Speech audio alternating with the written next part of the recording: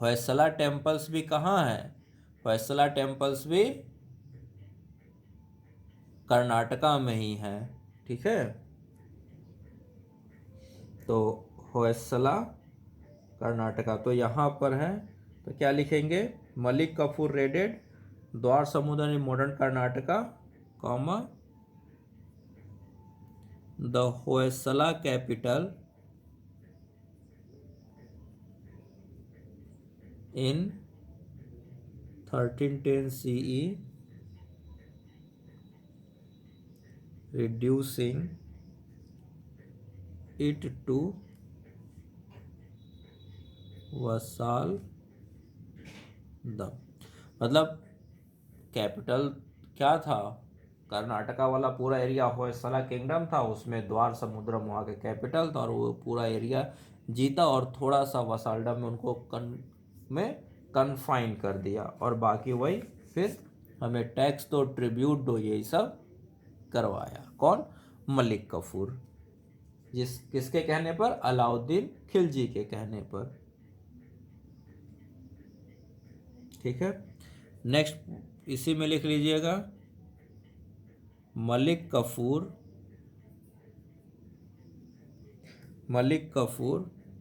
also took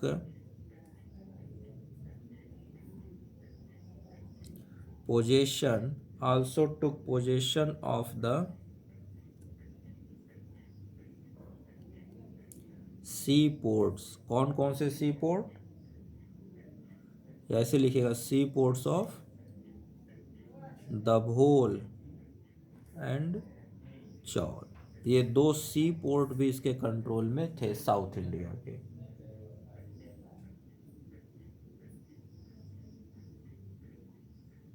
ठीक है,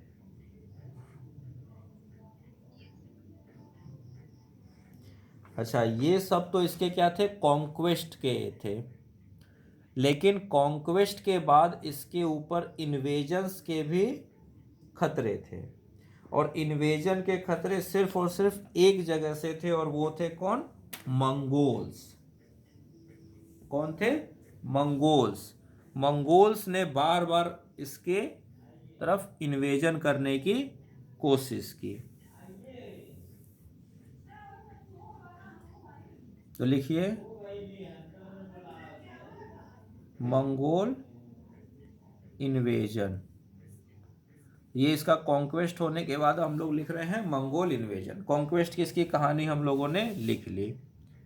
north India और डेक्कन। डेक्कन में वही देवगिरी पहले जीत चुका था, फिर वारंगल जीता ककतिया से, और कर्नाटका यानी कि द्वार समुद्र वाला एरिया जीता होयसला से। ठीक है, अच्छा एक और लिख लीजिए इसी में, मंगोल में से पहले एक और लिख लीजिए, एक और लिखिए। एक एरिया और ये जीता था मदुरई का। मदुरई क्यों फेमस है? तो मदुरई में आपको याद होगा मीनाक्षी अम्मा टेम्पल।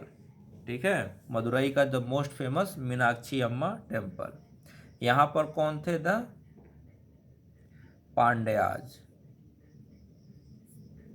ये एरिया लिख लीजिए, पांड्याज। तो लिखिएगा, लिखिए Kafur advanced to the Pandyas capital, Pandya capital of Madurai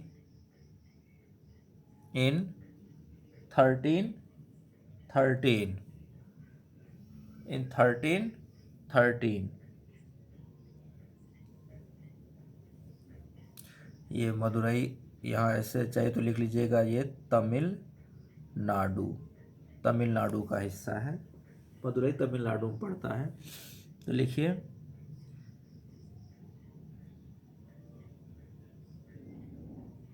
क्या होगा? लिखिएगा ए वार। ये मदुरई पर अटैक करने के पीछे का रीजन क्या है? तो लिखिएगा a war of succession,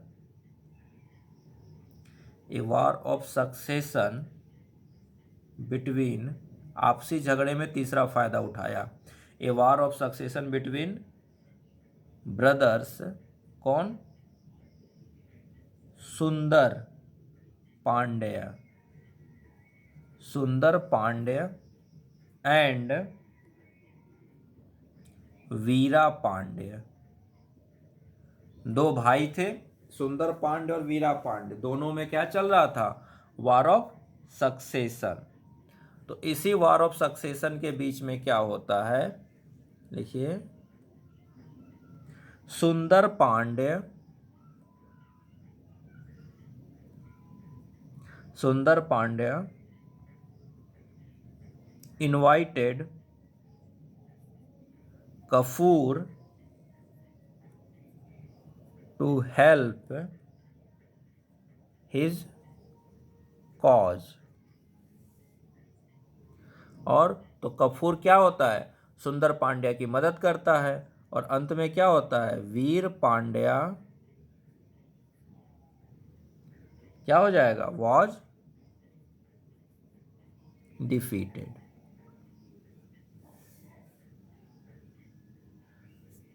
Veer Pandya also got defeated. तो जब मलिक कफूर की मदद से सुंदर पांड्य राजा बन रहा है, तो इसका मतलब है वो किसको सपोर्ट करेगा? वो अल्टीमेटली मलिक कफूर के अंडर में आ गया, यानी कि वो किसके अंडर में आ गया? अलाउद्दीन खिलजी के अंडर में आ गया।